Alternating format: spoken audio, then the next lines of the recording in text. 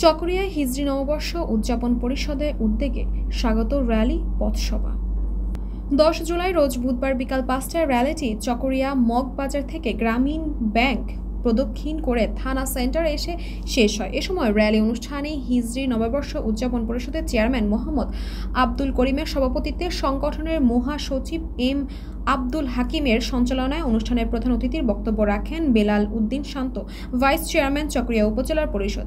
বিশেষ অতিথি বক্তব্য রাখেন M Usman Gani M A প্রতিষ্ঠাতা, সভাপতি চকরিয়ায় ইমাম হুসাইন সুন্নিহা দাখিল মাদ্রাসা কক্সবাজার উত্তর জেলা যুব সেনার সিনিয়র সহসভাপতি এইচ এম রবিউল হাসান কাদের। আরও উপস্থিত ছিলেন পিসফুল ইউনাইটেড ক্লাবের সিনিয়র সহসভাপতি এস এম মাহমুদুল করিম পাইলট, সাধারণ সম্পাদক এম ইসমাইল মানিক সহ অত্র সংগঠনের সদস্যবৃন্দ উপস্থিত ছিলেন প্রমুখ।